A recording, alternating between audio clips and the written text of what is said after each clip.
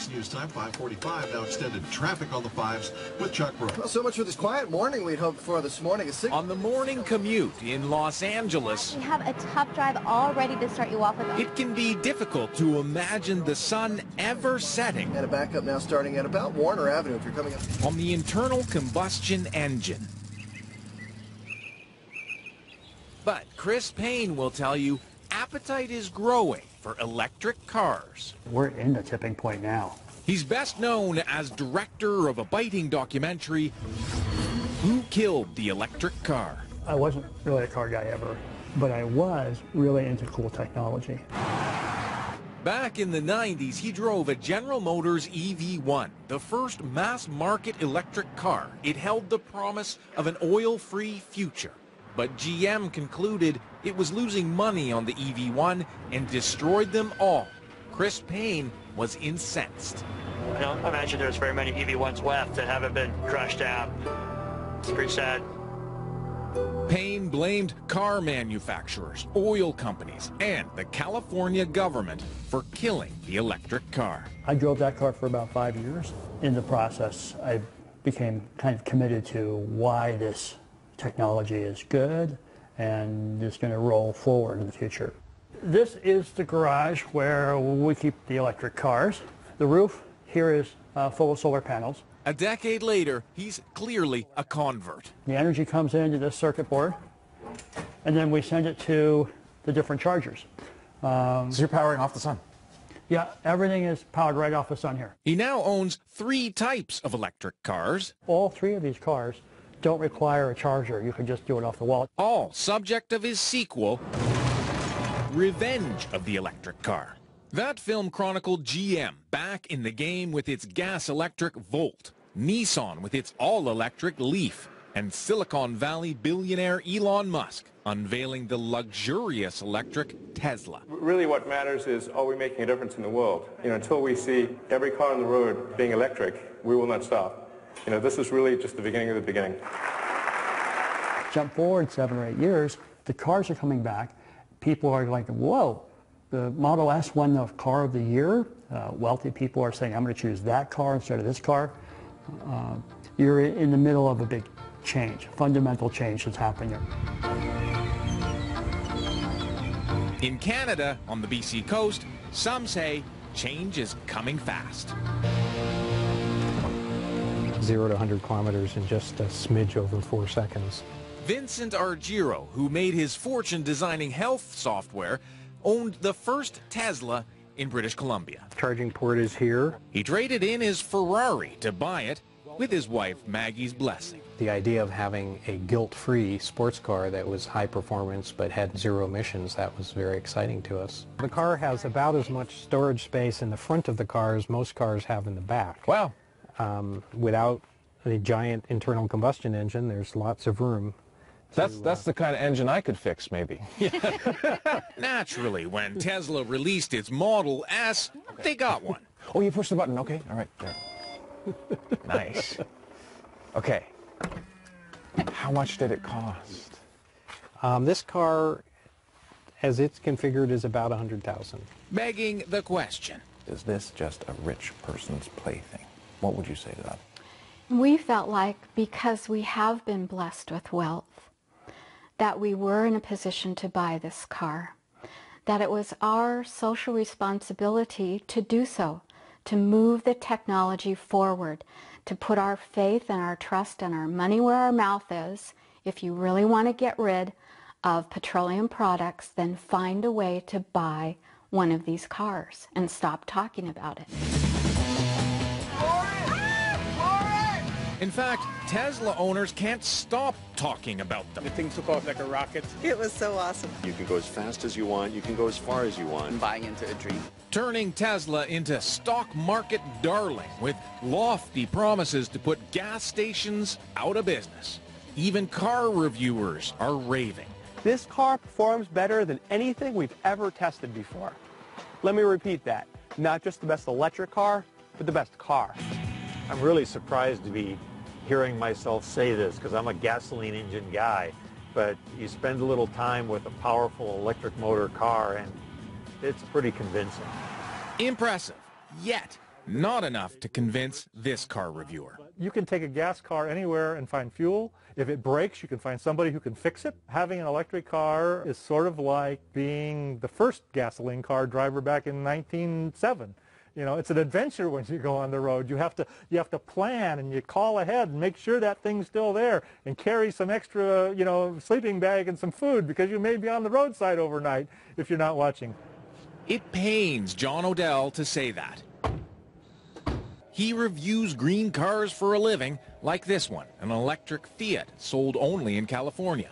He himself owns 2 electric cars, but they've got to break through, in marketing terms, it's called the valley of death. You have a new technology that you're marketing. It's always gobbled up enthusiastically by the early adapters who, you know, have an eye on that.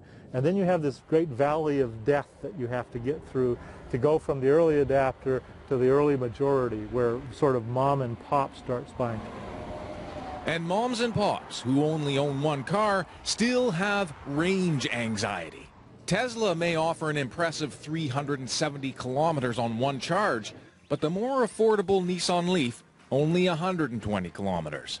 The fear of running out of juice is real, because charge stations are still few and far between. Plus, at a park and plug like this, it takes 4 hours to fully charge. So you don't buy the claim that gas stations are going to be a thing of the past, and we're going to see plug-ins on every corner? No, I don't. I think the gasoline engine is going to be here in large numbers 25, 30, 40 years from now, unless, you know, we simply run out of gas for either geopolitical or economic reasons. Chris Payne likes to say fear of change disappears once someone test drives an electric car. Once people do it, they become like holy warriors. But he knows North American buyers aren't stampeding to electric car showrooms.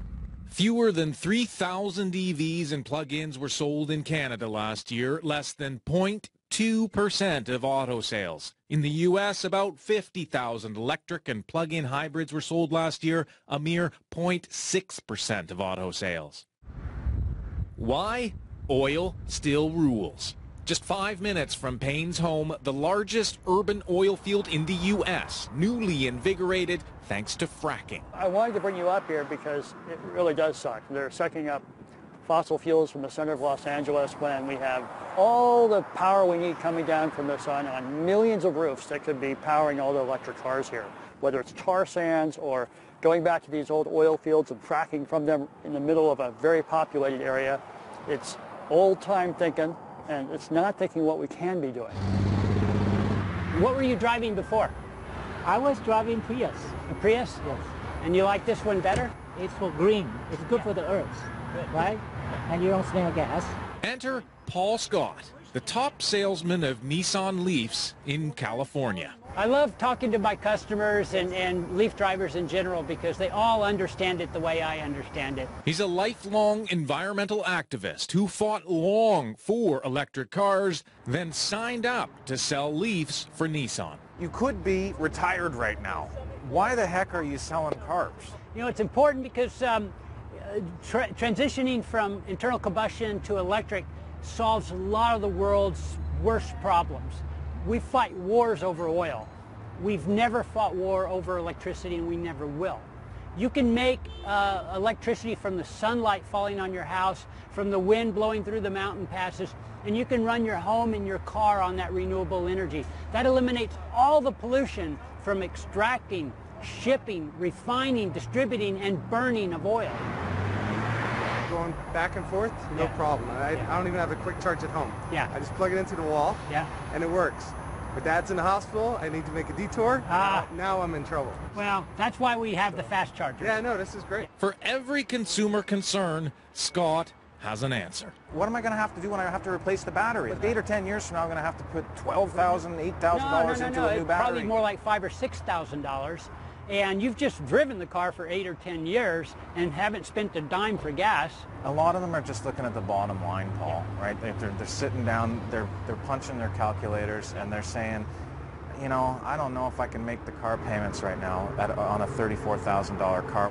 It's really a matter of understanding math and looking at the long term rather than just today. What is it going to cost me today? Because, you know, these people who buy these cars or lease these cars, they stop going to gas stations. But he admits it's a long, slow sell without government intervention a la Norway. Norway has more electric vehicle owners per capita than any country in the world. Sales jumped after the government declared EVs exempt from taxes, parking fees, and tolls, and installed thousands of free public charging stations. But different story in the U.S. The Obama administration did ask a panel of thinkers to fast forward 35 years to try to figure out how to cut gas emissions from cars by 80% by 2050. So you start with all your new technologies. John Odell was part of that panel and wasn't convinced electric is the only answer. Short of insert miracle here, we're going to have a mix of highly efficient gasoline cars, highly efficient conventional hybrid, gas-electric hybrids, plug-in hybrids, some electrics, and some fuel cell hydrogen vehicles. So some battery electrics. No one technology is going to win. No, by 2050, no one technology. We just don't see it. Our committee did not see it happening. Tesla will have you believe this is the miracle. The Tesla supercharger. We expect to cover the entire United States and the lower part of Canada. The Supercharger Highway, where Vincent and Maggie Argiro charge up in no time flat. We need to be here for maybe a half an hour just to leave a little cushion to get home. And it's free. It is free.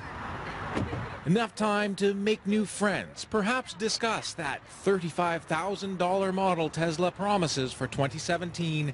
Then off we go. Have a safe drive. Don't go too fast. We won't. Even though we can. we will. Yeah, we'll keep the horse in reins. Bye. As for Chris Payne, he's on to a new documentary about the rise of bicycle culture. I still think there's tremendous forces trying to shut down electric cars. And the good news is that there's a lot of forces trying to make them happen. Will the electric car ever cross its valley of death? It won't happen overnight. Not without convincing consumers it's time to switch. Duncan McHugh, CBC News, Los Angeles.